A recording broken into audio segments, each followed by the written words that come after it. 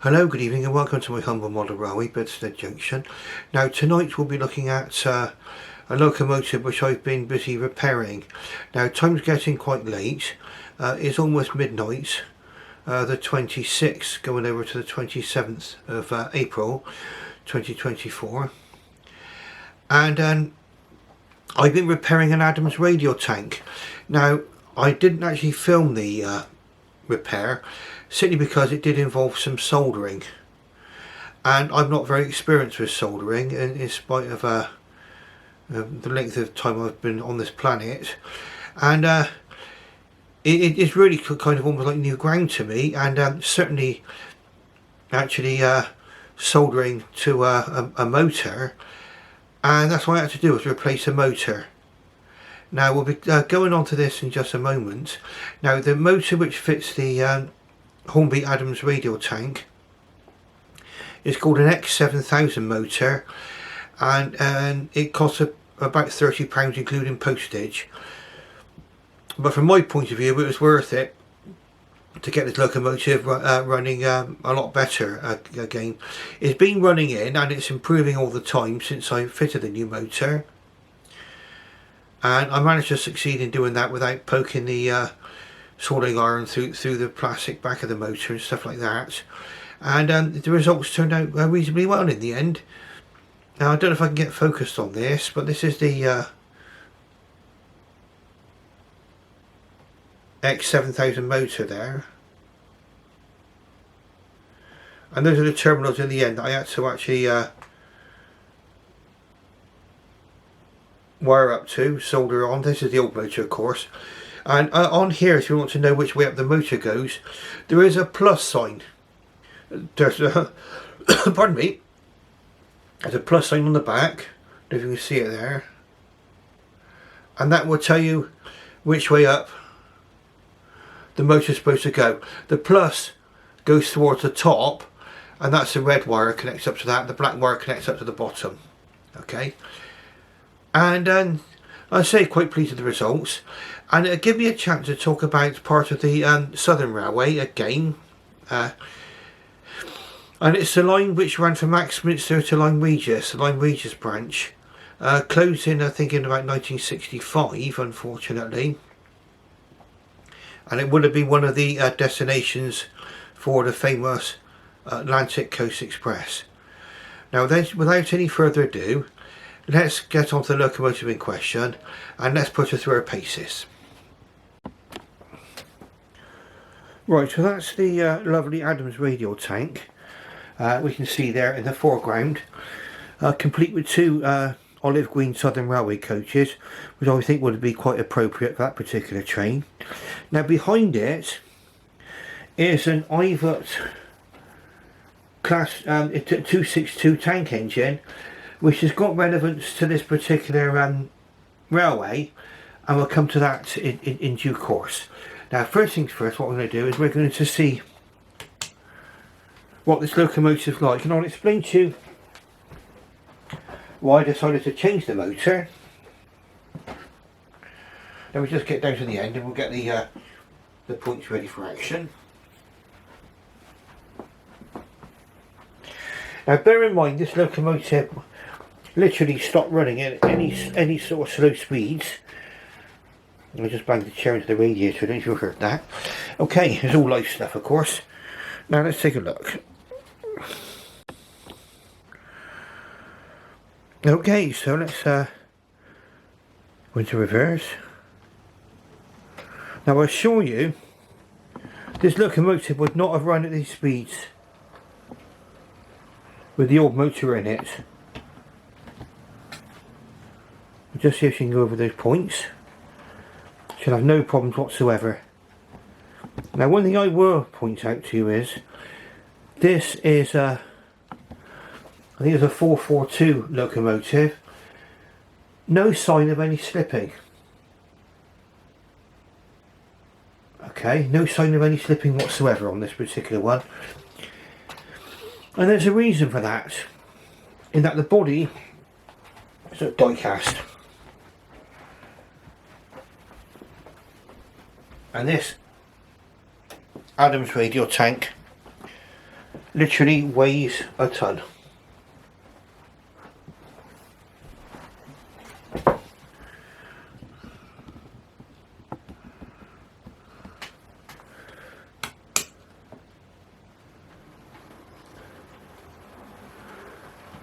Now, coming on to the Lyme Regis branch, I believe the Lyme Regis branch from Axminster to Lyme Regis was 5 miles in length.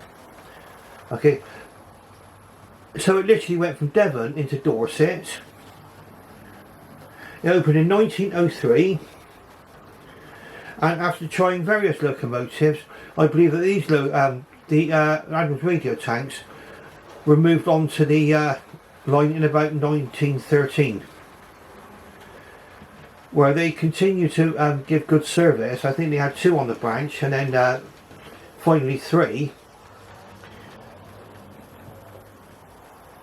and they were eventually replaced by the Ivatt 262 tank locomotives once some of the curves of the line were actually eased off a little bit. Then diesel trains were used, and then the line finally closed in 1965. As a model, this model is absolutely superb. Okay, the Adams Radial tank. We'll have another look at this if we can. You can see we can get anything on there. There we go. Now we can see that motor very, very clearly there. I think you can see it where there's the plus sign near the top on this side here. Okay, and then there's the 2 terminals there, which I had to solder the new motor on for. The wires went back. I mean, the wires were held in place by some black tack by the look of it, but I was able to just put that back once I actually resoldered the new motor in. Some quite small screws. Okay, so what I would recommend, that if you were actually going to be doing a motor change yourself, I would get I worked on a T-tray, so it's got sides to it, and I also put all the screws into a magnetic dish, so I wouldn't lose any of the screws. And I assure you this locomotive is running much better in comparison to how it was with the old motor inside. Beautiful, look at that.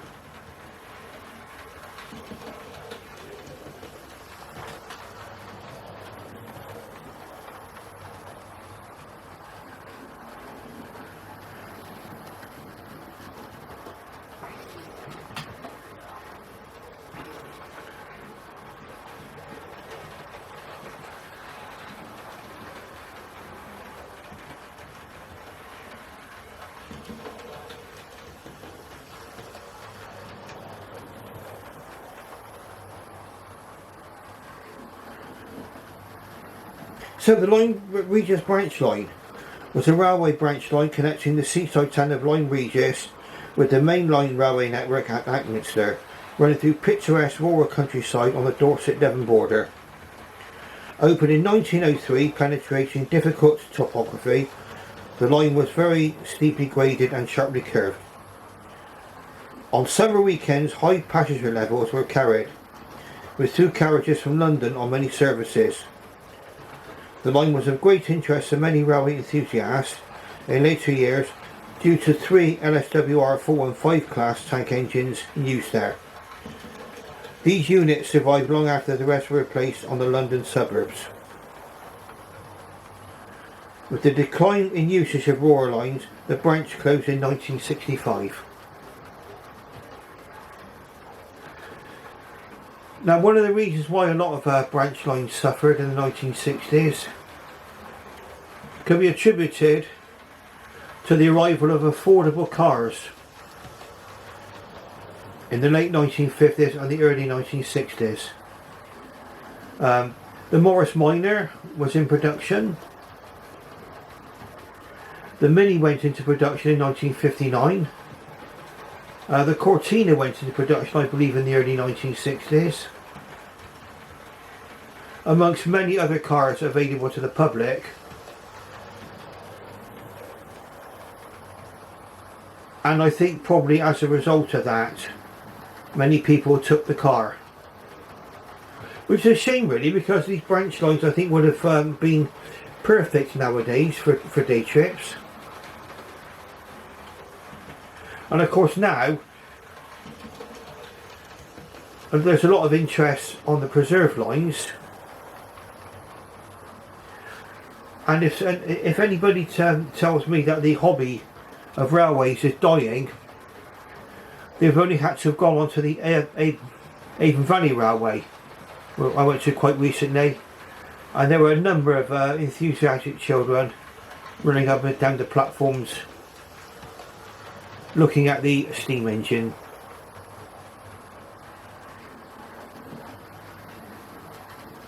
And I will admit that the steam engines were not in my memory, even though I'm 66 years of age. When I was a child, our family went everywhere by car.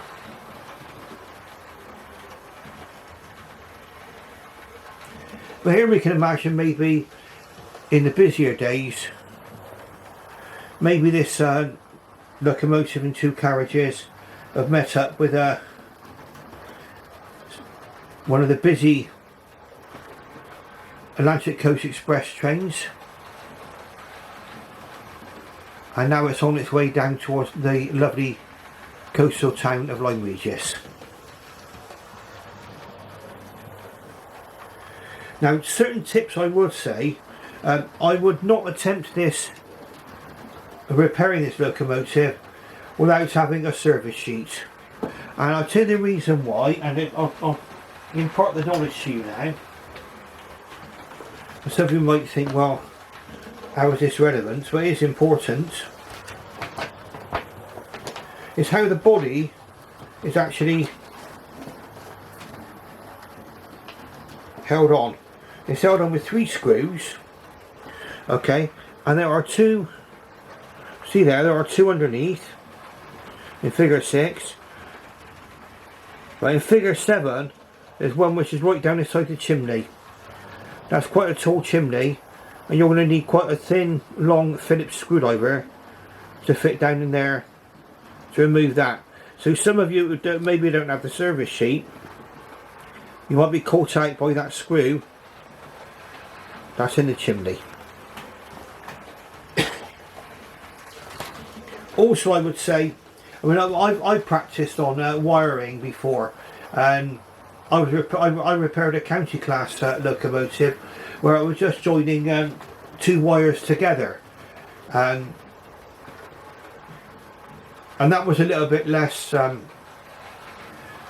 say of a delicate task than having to solder 2 wires onto the back of a motor like I did in this particular instance. So I had some practice with the soldering iron first, and you need one with a very, very sort of pointy tip. This locomotive now is really running how it should have been running. It was, like I say, before with the old motor in it, very, very jerky at low speeds, and that is really, really, really going in beautifully now.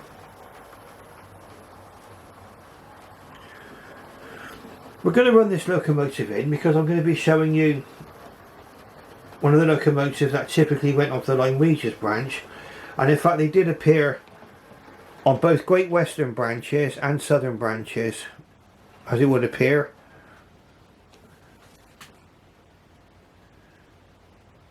These 262 tank engines, or certainly standard tank engines, appeared on the Southern region and on the Western region of British Rail. So let's just do a quick change of points. I say we're doing this very, very late. I mean, it's gone past midnight, and a bit late for most people, I guess. But like I say, I was busy this evening repairing this locomotive. Right, so in we go.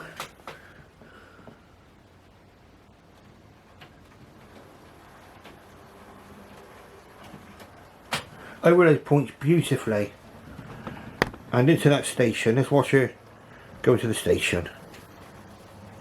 Here she comes. Absolutely beautiful. Absolutely beautiful. Into reverse.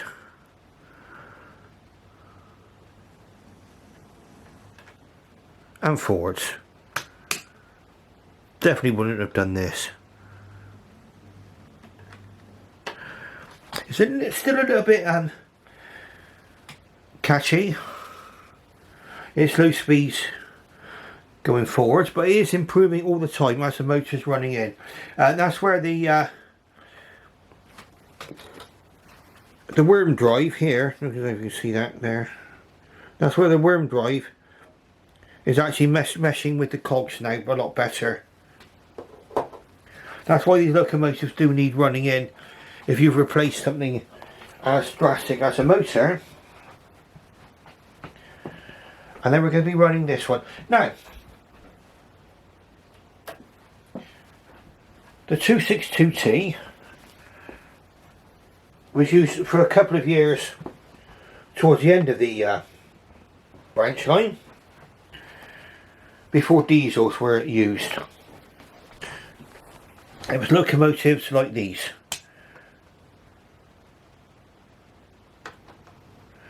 Now this locomotive hasn't been used for some time, so please excuse any jerkiness. There we are, it's suddenly gathered that speed on its own. This is a model by Bachmann. Okay, we'll just try that into the station again. Because it did speed up suddenly. So it's probably just through lack of use. As we get a more controlled run back out of there. Okay, let's go for it, let's do it. Okay, so we'll just watch it go past through the junction.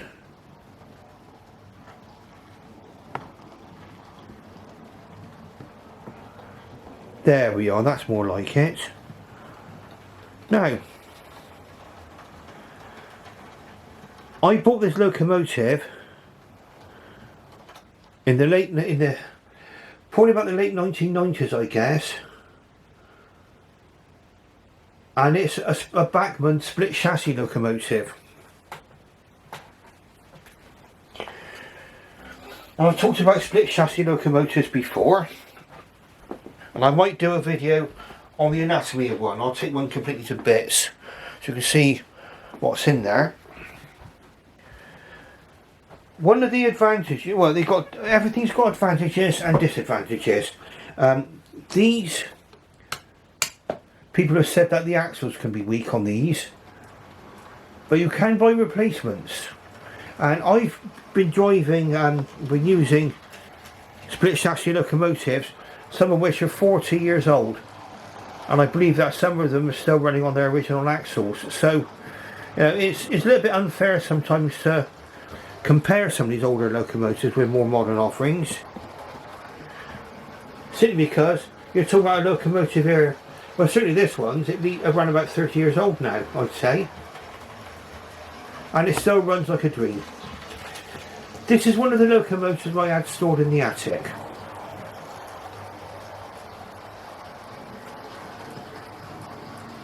And I literally brought this down from the attic and it ran straight out of the box. It's had a little bit of an oiling since, but it's running beautifully.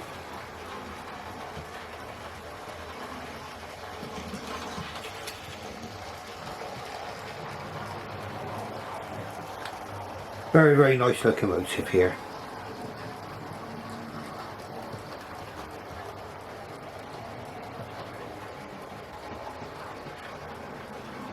Now, I've not had to do much with this locomotive. I think I've taken the body off before. One thing which I will caution you against doing is fitting the front steps. There's a reason why they're in the detail pack, and that's that they will collide with the front bogie on second radius curves like this here. If you bear that in mind, you'll be fine. Now let's have a look and see what we've actually got locomotive wise. Now,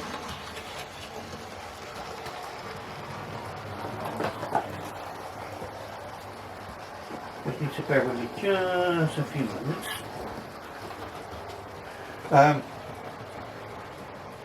R3333, so 4 threes. BR Early 442T Adams Radial 30584. That's a locomotive we saw running before. And that's a Hornby model. DCC ready.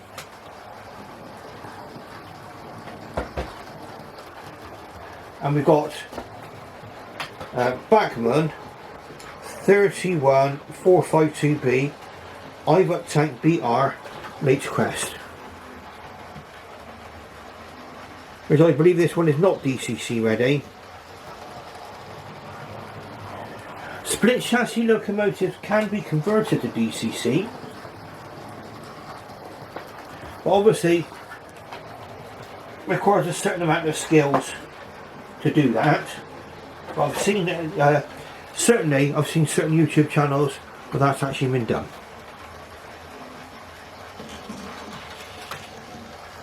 So as you see, now that this locomotive's got underway, and it's not been used for quite some considerable time, it's running beautifully now. Some of the Bachmann split chassis locomotives, especially the class 4 and these, they very often came with very substantial motors. The class 4, as you know, they're quite famous. If you have a look at 00 Bill, he's done a Bachmann split chassis class 4. I featured this before. The class 4, obviously that's not featured tonight, but if you do get one of those, the wheel centres swell up and they interfere with the connecting rods. And eventually you'll have a locomotive that self-destructs, a bit like mine did. But this one has not suffered at all from that. So it seemed like it was only certain models in the Bachmann range which actually suffered from that. Okay, so what I'm going to do, we're going to run this one into the station, and perhaps we'll imagine a busy summer Saturday, maybe a branch like Lyme Regis, Ilfracombe, and many others, which would have taken those busy holiday trains. Right, so let's just see this one come in over the points, and you can see what she's like running in. You've seen her reversing out. Let's watch her going in.